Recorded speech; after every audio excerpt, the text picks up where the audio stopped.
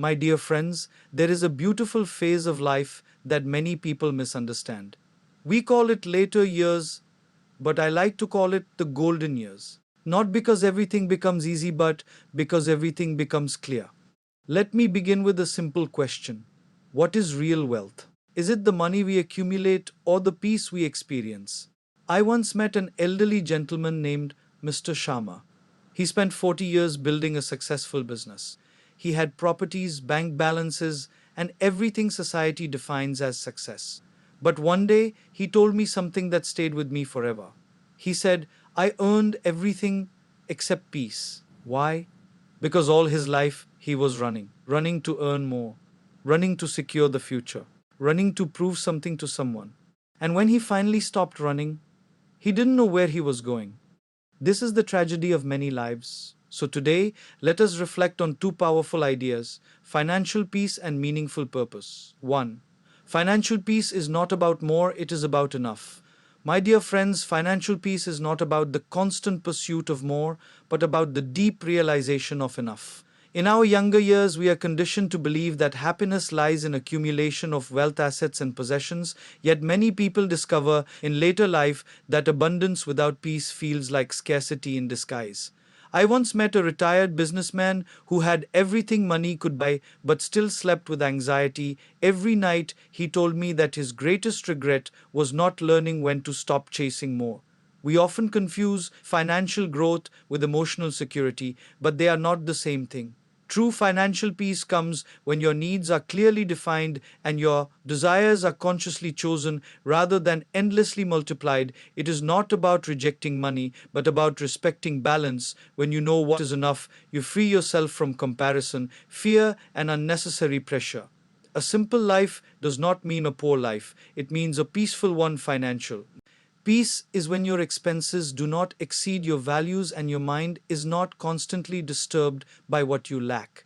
Instead, it rests in gratitude for what you already have. That is the true definition of richness. In such a state, life becomes lighter, decisions become clear, and the heart feels unburdened. You stop running after every opportunity and start choosing what truly matters. I remember an elderly woman who lived in a small home but radiated immense peace. She said, I no longer chase money.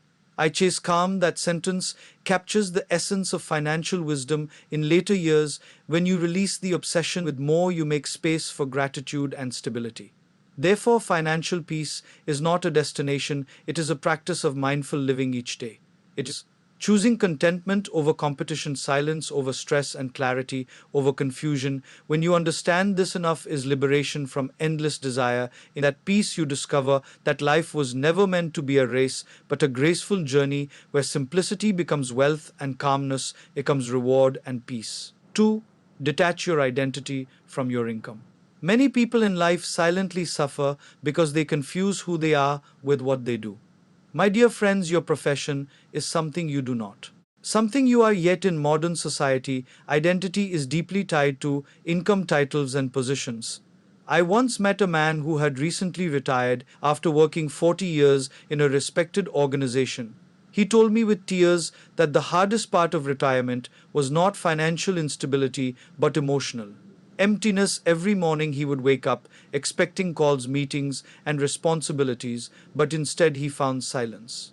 That silence made him feel invisible because his identity was built around being needed by others. This is a painful realization for many in later years. When work stops, they feel their worth has stopped too. But the truth is, your value is not defined by your job description. You are not a manager, engineer, teacher, or businessman. You are a human being with wisdom, experiences, emotions, and stories that no retirement letter can erase. Income is something that flows in and out, but identity should remain stable and rooted in self worth. I remember a retired teacher who used to say, I may not have a classroom anymore, but I still have lessons to give. She started teaching neighborhood children for free and said that purpose brought her back to life. This shows us that identity is not destroyed by retirement, it is only reshaped. The problem arises when we allow society to define us instead of understanding Ourselves deeply detaching identity from income means recognizing that your dignity does not decrease when your salary stops it, means understanding that your worth is not in productivity alone, but in presence, kindness, and wisdom shared with others when you stop introducing yourself by what you earn and start expressing who you are. Life becomes lighter and more authentic. You begin to live without fear of becoming irrelevant because you realize you were never defined by relevance in the first place. You were always defined by being, and that being is timeless and enough and free. 3. Purpose is the new currency of happiness. Purpose is what gives meaning to the later chapters of life. My dear friends, when financial responsibilities reduce, many people mistakenly believe life has lost direction, but in reality, life is inviting you to discover a deeper currency than money. That currency is purpose. I once met an elderly man named Abdul Chacha, who spent his mornings sitting under a tree teaching neighborhood children.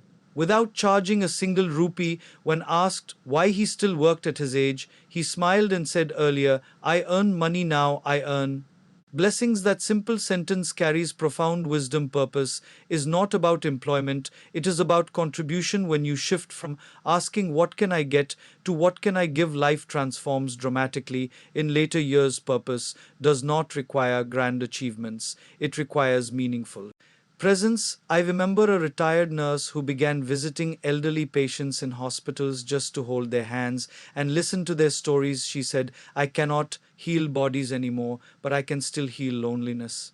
That is purpose in action. It is not tied to salary or recognition, but to impact. Purpose gives structure to your days and warmth to your heart. Without it, even wealth feels empty. But with it, even simple living feels rich. Many people fear aging because they think usefulness declines, but usefulness only changes form. It moves from doing to being, from earning to giving, from achieving to sharing. When you wake up each day asking, "How can I make someone's life better?" even in a small way, you activate a sense of fulfillment that no money can replace. Purpose also protects mental health. It prevents loneliness because it connects you with others. It prevents regret because it keeps you engaged in meaningful action. In later years, purpose becomes your emotional anchor. It tells you that your life still matters, not because of what you have accumulated, but because of what you continue to contribute. Therefore, happiness is not found in retirement from work, but in retirement from selfishness and awakening into service and love and giving and meaning and peace. 4. Simplify to amplify joy.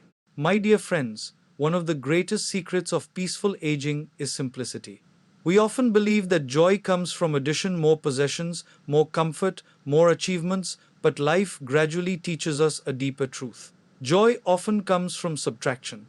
In later years, complexity becomes the real burden, not age itself. I once visited an elderly couple who had spent most of their lives collecting things they thought would bring happiness. Their home was full of furniture, clothes, gadgets, and memories tied to objects. Yet they told me something very interesting. They said, "We have everything, but we feel overwhelmed."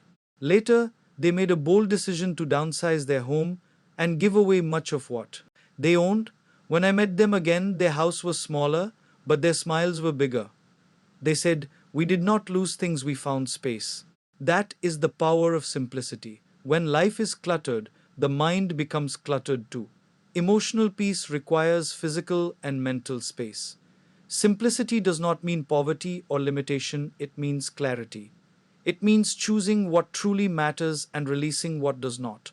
In later years, your energy is precious, and where you invest it determines your experience of life. Every unnecessary possession, unnecessary commitment, and unnecessary expectation becomes a silent weight on your peace. When you simplify your lifestyle, you amplify your joy because attention is no longer scattered. You begin to notice small things again: the taste of tea, the sound of birds, the warmth of sunlight. These small experiences become sources of deep happiness. I remember an elderly gentleman who stopped chasing social obligations that drained him and instead spent time reading, walking, and praying. He said, "I am not doing less, I am living more." That is the paradox of simplicity. The less you carry, the lighter your heart becomes. The less you chase, the more you receive. Simplicity is not about giving up life, it is about experiencing life without unnecessary noise. It is the art of living with intention. where every action has meaning and every possession has purpose. In this state, joy is no longer dependent on external accumulation but on internal peace. And when life becomes simple, the heart finally gets the space it needs to breathe freely and peacefully. 5. Invest in relationships, not just returns. My dear friends, in the later years of life, one truth becomes very clear. Wealth is not measured by numbers alone, but by the presence of people who truly care for you. Many individuals spend their entire lives investing in financial assets, thinking they are building security. But they often forget to invest in something far more valuable: relationships. I once met a retired man who had successfully built multiple properties and financial portfolios. On paper, he was wealthy. But when I asked him who he spends time with, he became silent.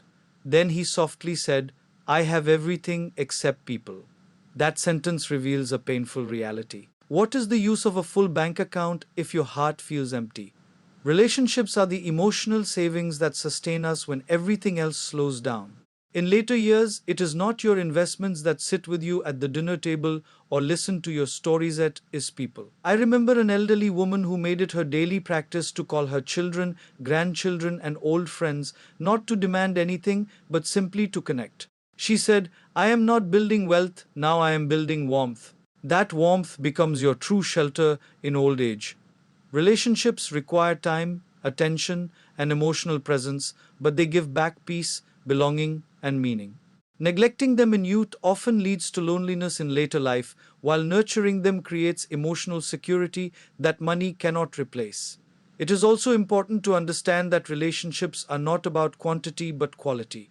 Even a few genuine connections are enough to create emotional richness. Listening, forgiving, appreciating, and showing kindness are small actions that build strong emotional bonds over time. In later years, people do not remember how much you earned, but how you made them feel. A simple conversation, a shared laugh, or a moment of understanding becomes priceless. Therefore, invest not only in financial growth but in emotional growth. Call someone, visit someone, forgive someone, and express gratitude while you still can. Because when life slows down, it is not returns on investments that bring comfort, but the presence of loving hearts around you that truly defines peace and happiness. 6. Make peace with your past. My dear friends, one of the heaviest burdens people carry into their later years is not physical but emotional: the burden of the past. Many individuals spend their present moment revisiting old regrets, mistakes, and missed opportunities. They say things like, "I should have done this" or "I should not have done that," and in doing so, they unconsciously rob themselves of peace. I once met an elderly gentleman who had achieved a lot in life, but he was constantly troubled by memories of decisions he believed were wrong. He said, "My mind never lets me rest because it keeps replaying my past." This is a common struggle. The truth is, no life is free from mistakes. Every human being walks a path filled with both right and wrong turns. But wisdom is not about having a perfect past, it is about having a peaceful relationship with your past. I remember an elderly woman who once told me something very powerful. She said, "I stopped arguing with my past and my present became peaceful." That statement reflects deep emotional maturity. Making peace with your past does not mean denying it or forgetting it, it means accepting it without judgment. It means understanding that every decision you made was based on the awareness you had at that time. Regret often comes from judging your past self with your present understanding. But life does not work backwards, it only moves forward. When you forgive yourself, you release emotional weight that has been quietly draining your energy for years. Similarly, forgiving others is equally important. Holding on to resentment is like carrying stones in your heart. It does not hurt the other person, it only exhausts you. In later years, emotional peace becomes more valuable than external achievements. You begin to realize that mental calmness is the greatest wealth.